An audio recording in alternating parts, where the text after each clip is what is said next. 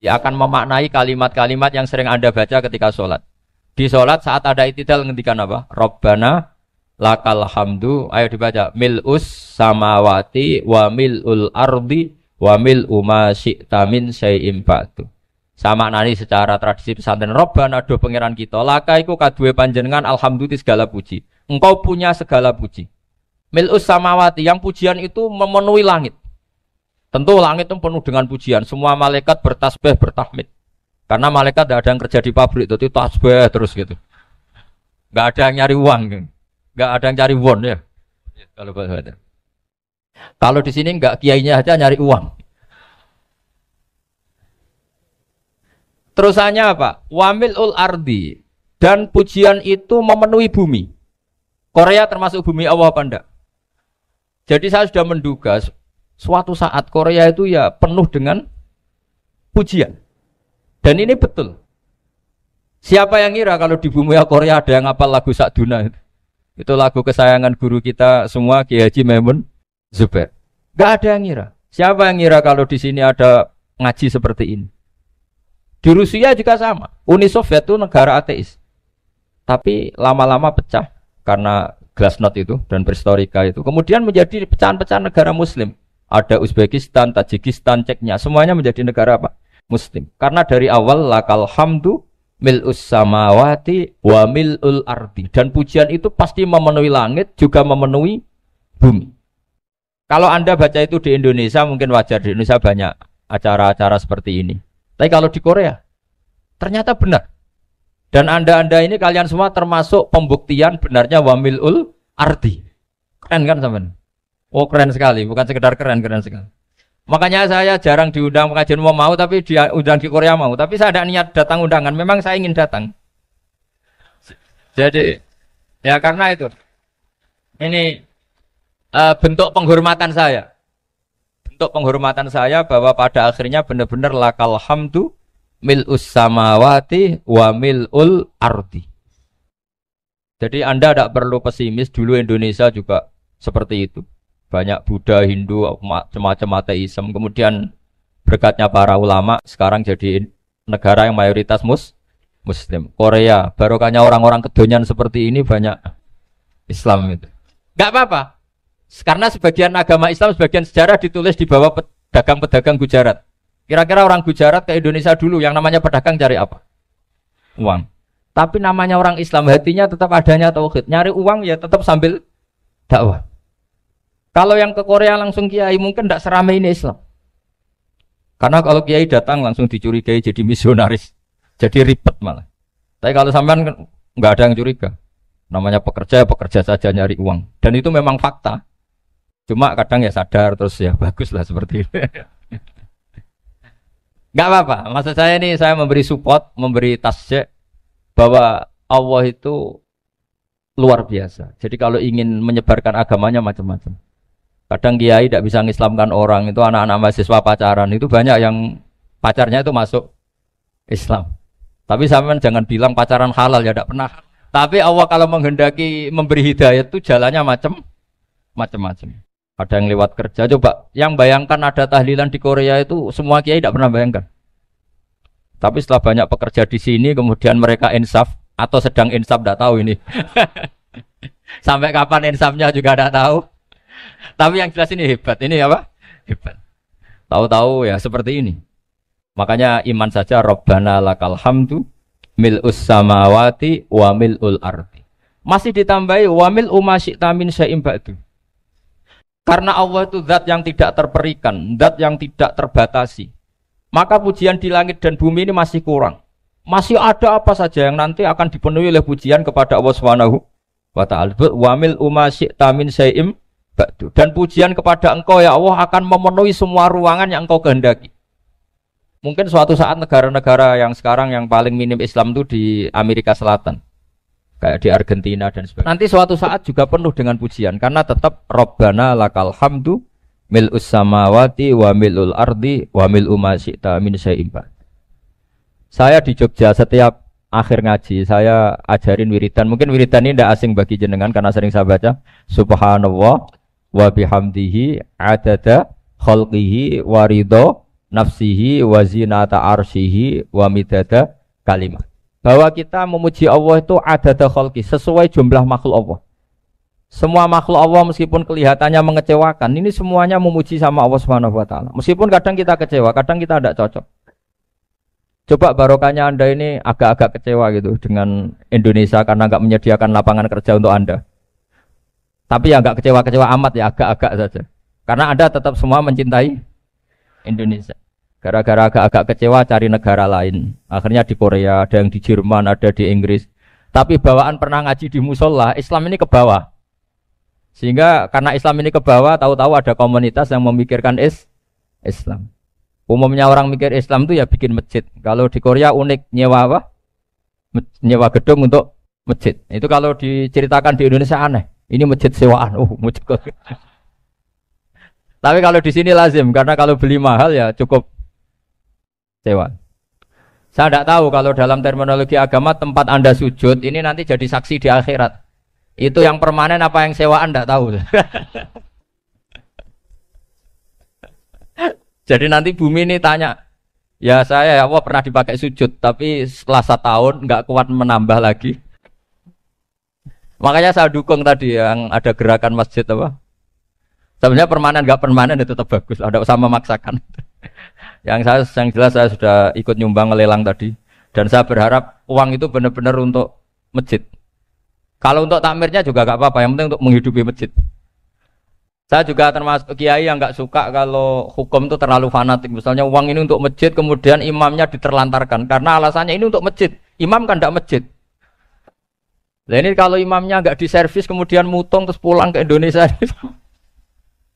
ini jadi masalah. Tapi saya juga agak suka kalau ada negara gitu. Betul-betul saya tidak suka. Yang imamnya itu terlalu diservis. Ini buruk sekali kan. Pernah ada anekdot, ini anekdot tapi nyata. Ada negara yang sangat sehat, ya. Islamnya sangat sehat. Itu imamnya 1 bulan tuh digaji 70 juta.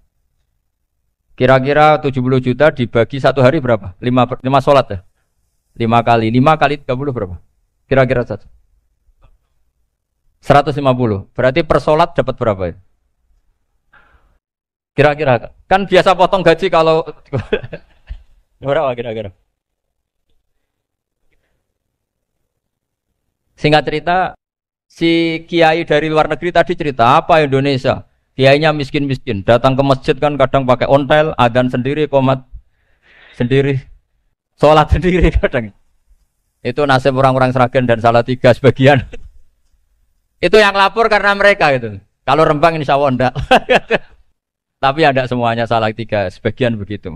Itu yang cerita kiainya, bukan ini bukan hoax. Memang kiainya cerita. Nasib kiai di Salatiga katanya. Itu digojlok. Tapi tetap sholat. Sehingga cerita orang tadi cerita, imamnya di sana naiknya Mercy, muadzinnya pakai BMW. Itu tetangga sebelah Indonesia banyak yang fasilitas imam seperti itu. Karena gajinya sampai 70 juta. Setelah dia cerita bangga karena negaranya mengapresiasi imam sholat, sama kayak Indonesia dia omongin gini, makanya kamu sholat terus, takut potong gaji ya. Gitu. Itu kagetnya bukan main dia.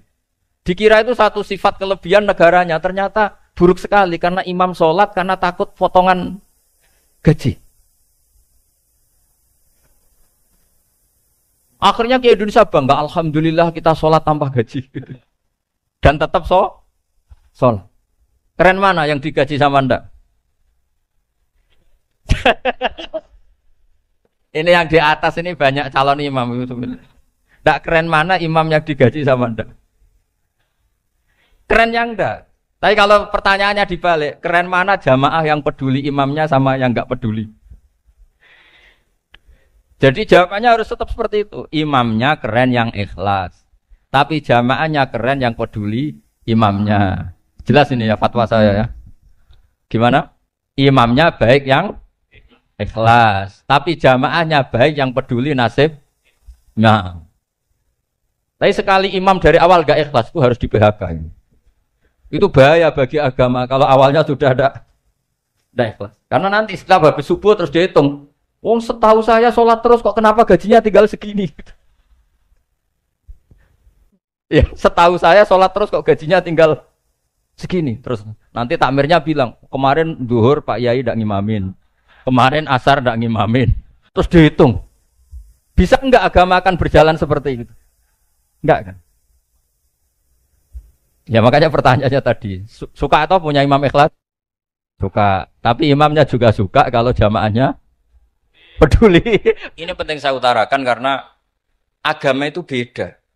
Agama ini diurus oleh Allah Subhanahu. Jadi kita mengerahkan pemikiran itu bukan karena kita akan menyelamatkan agama ini, tidak. Agama ini diselamatkan oleh Allah Subhanahu wa taala. Coba kayak apa Uni Soviet kuatnya itu. Mengkooptasi supaya orang semuanya ateis, semuanya komunis. Itu 100 tahun Uni Soviet begitu.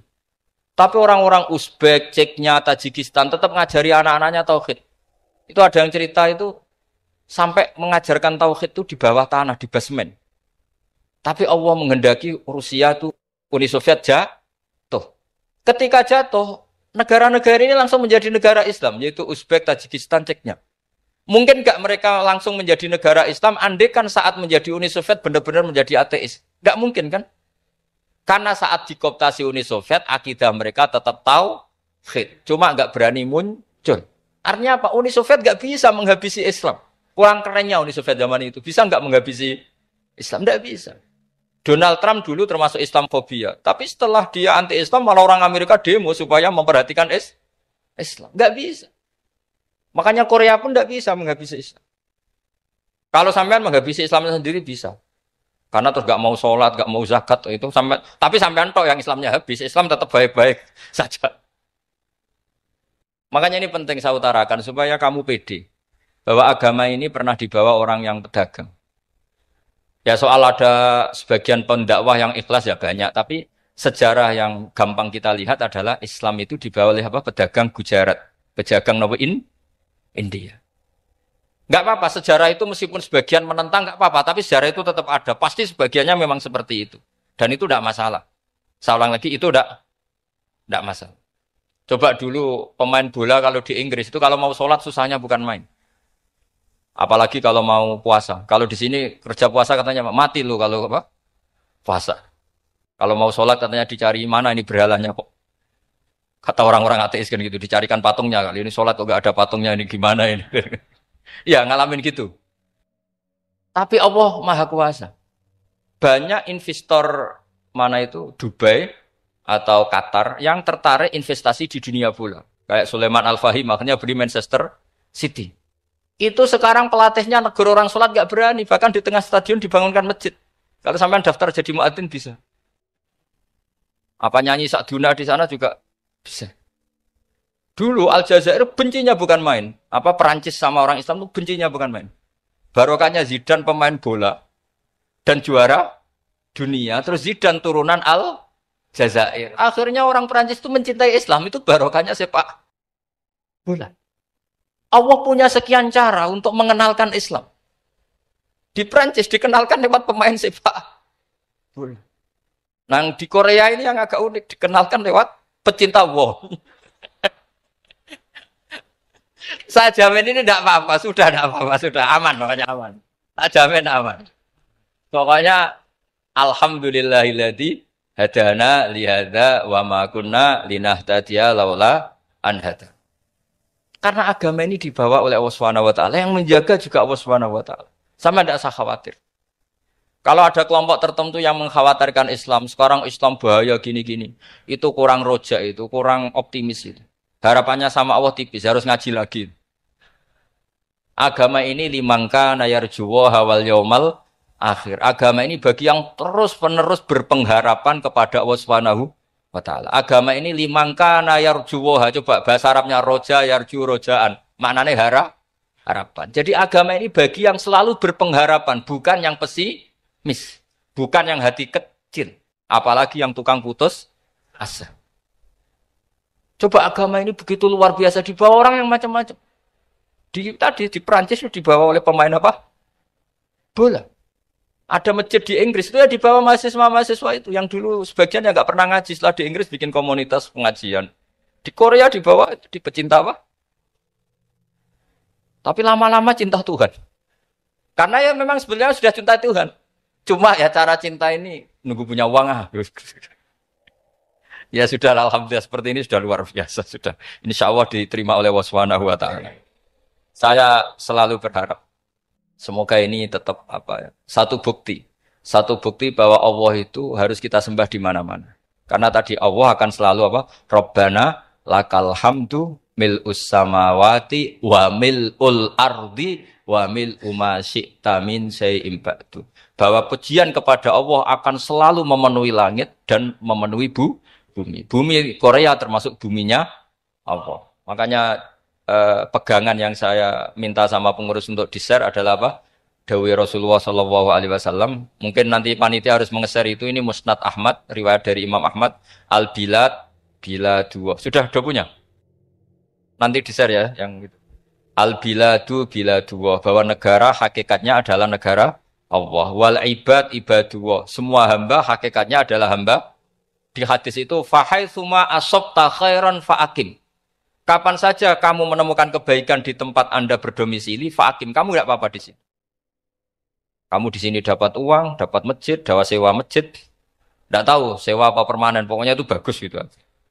Buminya dirayu. Bumi meskipun ini enggak permanen, tapi tetap jadi saksi loh ya. Harus ada kompromi ini. Karena kalau dengar orang Indonesia jadi aneh, masjid kok nyewoi. Tapi aneh di Indonesia, ada aneh di sini. Sampean tenang saja. Tentu malaikat pencatat di sini juga sudah tahu kalau sebagian masjid itu sewaan. Jadi ya ada iskal-iskal amat lah, sudah. Enggak janggal-janggal amat karena kondisional apa? Jadi saya nanti minta panitia supaya mengeser tadi hadis riwayat siapa? Imam Ahmad bin Hambal yang diriwayatkan oleh salah satu minal asyrah al-mubasysyirina bil jannah yaitu Zubair bin Awam. Nabi ngendikan al-biladu biladullah. Negara mana saja adalah negara Allah. Wal ibad ibadullah. Semua hamba adalah hambanya Allah. Fahaitsuma asabta khairan, di mana saja kamu mendapatkan kebaikan, fa'akim. Kamu tidak apa-apa berdomisili di sini.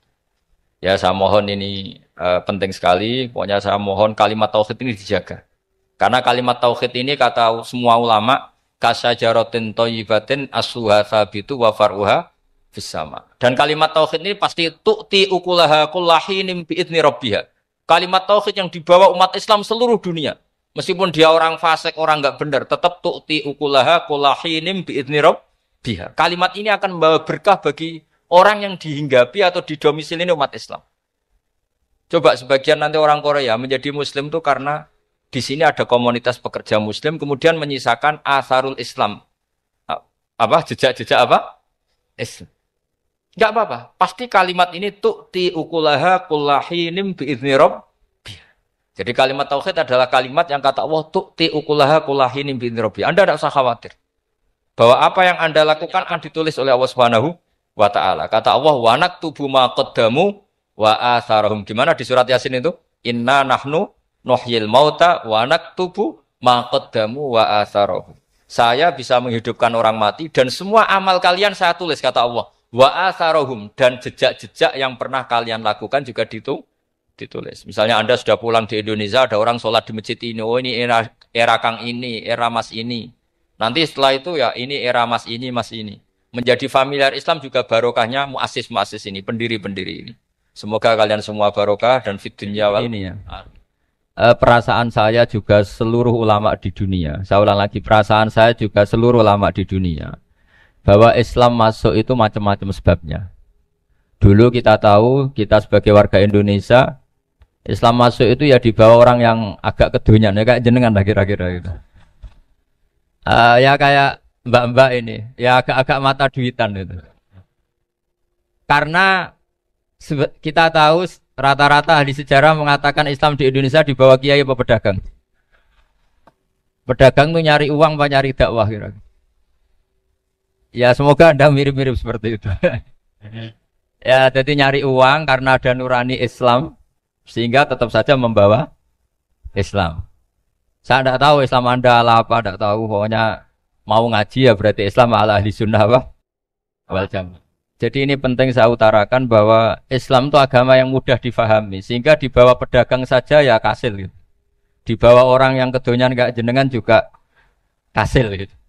Dibawa orang baik ya kasil, dibawa orang broken juga kasil. Ini penting saya utarakan karena saya ngaji di mana-mana bilang ciri utama kebenaran absolut adalah kebenaran yang bahkan orang nggak benar saja bisa bawa. Tapi bukan berarti saya dukung Anda tidak benar, kan sudah tidak benar dulu sebelum kenal saya. Tapi nggak apa-apa, nggak benernya umat Islam insya Allah dimaafkan sama Allah Subhanahu. Ya asal tobat maksudnya. Nggak, ini saya beri satu konstruksi pikiran yang saya sering utarakan di ngaji saya. Sampai sekarang saya coba saat tes ini kan di kampus ya, di apa bacanya ini Kim University yang global leader apa in the world itu. Ini keren lah. Jadi acara ilmiah kita ditakdir di gedung apa? Kampus, gedung universitas di begini. Kalau 1 ditambah 1 2 itu namanya hakikat. Ciri utama hakikat adalah siapapun akan menerima. Saya sekarang tanya sama Anda, kira-kira 1 tambah 1 2 itu musuh Anda pun mengatakan 2 apa tidak? Ya. Pekerja Korea ya bilang 2, rektor Al-Azhar juga bilang 2. Kamu yang sekarang sedang mungkin sebagian broken sama istri juga bilang 2. Istri kamu yang mangkal sama kamu juga bilang 2. Yang cemburu ya bilang 2, yang dicemburuin juga bilang 2. Karena begitu mudah kebenaran absolut diterima oleh siapa saja. Begitu juga eksistensi Allah sebagai Tuhan. Itu mudah diterima oleh siapa saja. Sehingga pembawanya tidak perlu seorang kiai atau gus atau mubalek atau ketemu amu indah. Cukup karyawan pekerja Korea. Karena kebenaran absolut itu kebenaran yang mutlak. Siapa saja yang waras pasti ngakui. Kira-kira orang yang berpikir sehat pasti berpikir begini, ini yang diajarkan Quran. Bumi ini kadung wujud. Sudah wujud kadung wujud, punya eksistensi. Mungkin enggak sesuatu yang wujud kemudian disebabkan oleh sesuatu yang nihilisme, yang tidak ada. Mungkin enggak? Enggak mungkin. Yang namanya penyebab itu harus sesuatu yang wujud. Di mana-mana penyebab itu harus punya eksistensi. Karena langit dan bumi ini kadung wujud, pasti penyebabnya adalah wujud. Karena wujud penyebab harus bersifat super. Lah bersifat super ini oleh ulama dikatakan wajibil wujud. Itu akal siapa saja akan terima. Cuma kemudian setelah nerima itu orang macam-macam cara berpikir. Mungkin orang Jawa dulu bilang itu Sahyang Widi. Kalau orang sini mungkin bilang apa itu? Dewa atau apa ya? Enggak tahu saya. Karena itu yang teman sampean, enggak teman saya itu. Tapi yang jelas begini, ini konstruksi ini harus kita jaga. Nanti saya bacakan teks hadisnya. Kebenaran sejati ciri utamanya adalah ada absolutisme, ada kebenaran mutlak. Ciri utama kebenaran mutlak adalah diakui bahkan oleh siapa saja, termasuk oleh orang fasik. Orang fasik itu orang enggak benar. Misalnya ada imam masjid besar Istiqlal, ditanya 1 tambah 1 bilang apa? 2. Nanti kira-kira yang lonte juga bilang apa? 2. KPK juga bilang koruptornya yang ditangkap 2. Nah, eksistensi Allah sebagai Tuhan ini kebenaran yang absolut. Maka agama ini juga boleh diterima oleh siapa saja, termasuk oleh orang fasik, orang nggak jelas. Ini penting saya utarakan karena sekarang marak kelompok yang mengatakan orang Islam kalau zina menjadi tidak muslim, orang Islam kalau korupsi menjadi tidak muslim. Salah sedikit tahlilan jadi kafir, percaya wasilah jadi itu tidak benar seperti itu. Karena kebenaran eksistensi itu kebenaran yang nggak bisa diganggu gugat. Seperti Anda ini kan warga Indonesia. KPK ya warga Indonesia, koruptornya juga warga. Apa setelah dia korupsi lalu tidak warga Indonesia? Tetap warga. Orang yang meyakini kalimat tauhid setelah dia salah, apa terus tidak tauhid? Kan tetap ya? Maka dia tetap Ini penting saya utarakan. Kalau seorang warga Indonesia yang koruptor, yang macam-macam saja tetap warga Indonesia, padahal banyak kesalahan. Karena status warga Indonesia adalah status yang permanen. Begitu juga status muslim adalah permanen bagi siapa saja yang melafadzkan la ilaha illallah Muhammadur Rasulullah. Kita tidak bisa mengkafir-kafir mereka. Itu juga yang sering dipesankan dan jadi ciri khas ulama ahli sunnah wal jamaah, tidak mengkafirkan orang Islam meskipun melakukan dosa besar. Soal dia salah nanti masuk neraka ya silakan saja, saya ada ikut, paham ya? Sampai bisa mencoba. Tapi tetap saja dia muslim. Analoginya tadi. Analoginya gampang sekali tadi. Orang Indonesia yang salah itu tidak akan merubah statusnya sebagai warga Indonesia. Karena ya memang dia berstatus warga Indonesia. Orang Islam yang sudah melafadzkan syahadat maka menjadi muslim. Saya di mana-mana berkampanye, berfatwa. Orang kafir yang 70 tahun kafir, sekali melafadzkan kalimat tauhid, itu menjadi muslim apa tetap kafir? Muslim.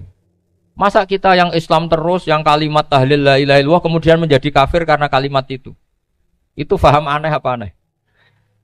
Wong yang kafir saja menjadi muslim karena kalimat tauhid, yang Islam menjadi kafir juga karena kalimat. Ini ngajak apa-apaan? Yang ngajak goblok-goblokan, kira-kira kan gitu. Ini penting saya utarakan karena ini penting. Nah, setelah kamu yakin tauhid, ciri utama tauhid itu apa? Menstatuskan sesuatu sebagaimana hakikatnya. Misalnya bumi Korea, ini statusnya tetap buminya Allah. Maka dari awal saya husnudzon sekali sama Allah Subhanahu wa taala bahwa suatu saat di bumi mana saja itu ada tahlil.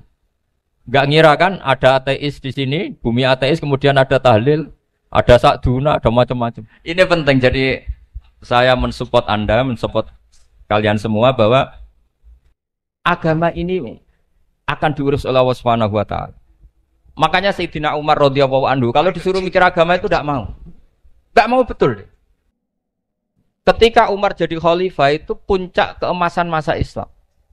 Semuanya stabil, semuanya hebat. Sampai Irak, Iran zaman itu Persia masih. Semuanya Mesir. Itu semuanya ikut Islam.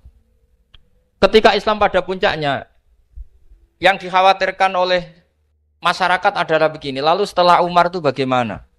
Islam setelah dipimpin orang yang tangguh, yang kuat, yang waroi, yang zuhud. Lalu setelah Umar itu gimana? Tapi Umar disuruh mikir gak mau. Sampai setiap Abdullah bin Umar jalan-jalan di kampung-kampung itu abahnya dianggap pecundang. Tahu sampean pecundang? Orang yang gak tanggung jawab. Karena orang-orang bilang gini, ya Abdullah bin Umar, bagaimana pendapat Anda kalau ada penggembala kambing di tengah hutan atau di tengah padang rumput, kemudian dia ninggal gelanggang kambingnya. Kamu anggap penggembala ini gimana? Oh itu penggembala yang zalim itu. Pasti kalau kambing ditinggal ya kacau. Apalagi nih ummatu Rasulullah Shallallahu Alaihi Wasallam. Ini abah kamu tidak pernah wasiat, tidak pernah ngatur suksesi. Lalu Islam setelah dia bagaimana? Suruh dia ngomong penggantinya siapa? Karena beliau sudah sepuh harus ada suksesi. Akhirnya Abdullah bin Umar lapor ke Umar. Ini gimana abah orang mengkomplain begini. Apa kata Umar? Agama itu beda dengan kambing katanya. Agama itu milik Allah Subhanahu. Mbok saya pikir, tidak saya pikir tetap jalan. Nah ini terbukti. Jangan ulama ya ndak, mufti ya ndak, tapi bisa menjalankan agama. Kalau agama sampean pikir malah rusak. Sudah pokoknya lakukan saja, tidak usah dipikir. Akhirnya betul. Karena agama ini milik Allah. Soal kita serius memikirkannya itu karena khidmah, karena kita ingin berbakti pada agama. Tapi Anda tidak boleh berpikir kalau agama ini butuh pemikiran Anda. Beda loh ya. Kita khidmah agama serius karena kita ingin mengkhidmai agama. Tapi agama ini tidak pernah butuh kita. Karena agama ini akan diurus oleh Allah Subhanahu. Coba pas sampean kecil, orang jilbaban di Indonesia itu banyak apa banyak sekarang? Banyak sekarang. Kiainya mutu orang dulu apa mutu orang sekarang? Tapi perkembangan Islam itu ramai sekarang apa ramai dulu? Ramai sekarang. Islam menyebar di seluruh dunia itu zaman Wali Songo, zaman sampean keren mana? Keren sekarang. Kualitas solehnya sampean sama Wali Songo? Wali Songo. Ini betul. Karena agama ini diurus oleh Allah Subhanahu. Sayyidina Umar, agama ini innallaha ta'ala yahfadzu dinah. Innallaha ta'ala la yudhi'u khilafatahu waladina. Allah itu tidak akan menyia-nyiakan agamanya. Ini terbukti. Agama ini pernah dipimpin orang terbaik di dunia, yaitu Rasulullah Shallallahu Alaihi Wasallam. Ketika beliau intakola ila rofiqil ala, ketika beliau pindah ke alam sana, diteruskan oleh sahabat yang tentu jauh di bawah Rasulullah. Diteruskan tabiin, diteruskan para wali songo, diteruskan sang sampean yang jauh di bawah wali songo. Sejauh-jauhnya. Tapi agama jalan sampai Korea. Agama jalan sampai apa? Dulu Wali Songo itu hanya sampai Mojokerto, sampai Tulungagung. Di bawah sampean, Klayaban sampai mana ini? Korea. Coba kalau Allah tidak ngurus, nggak bisa. Yang gerakkan hatinya sampean peduli sama masjid siapa? Allah Subhanahu wa taala. Yang menggerakkan hati sampean peduli sama agama siapa? Tapi yang menggerakkan sampean ke Korea apa? Uang kan?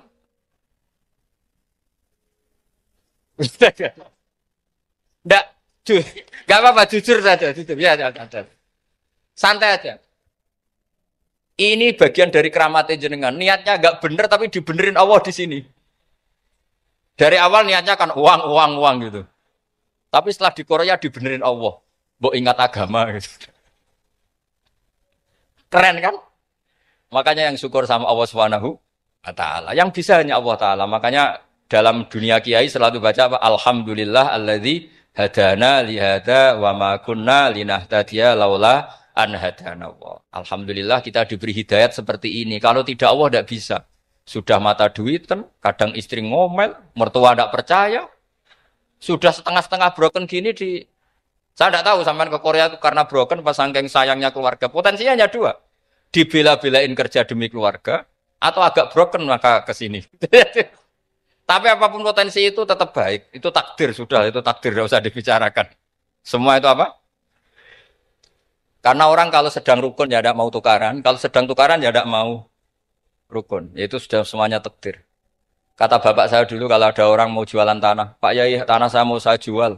Ini gimana padahal ini tanah warisan. Kata bapak, nak waya adol ya adol. Memang ini saatnya jual ya jual saja. Nanti kalau kaya saatnya beli ya beli saja. Karena kalau sudah saatnya jual mau beli ya nggak mungkin kan. Mau memang saatnya jual. Kalau sudah kaya kan nggak mungkin jual tanah. Saatnya beli. Maka semoga masalah di keluarga sampean ya masalah musiman. Maksudnya yang tukarannya ini musiman. Yang rukunnya permanen. Jangan tukarannya permanen, rukunnya musiman. Setelah melihat yang lebih cantik, katut babon, nggak tahu saya kalau tahu. Nah ini semoga katut masjid ini bagian dari kafaroh sampean itu. Jadi kafaroh kesalahan-kesalahan di sampean. Assalamualaikum warahmatullahi wabarakatuh.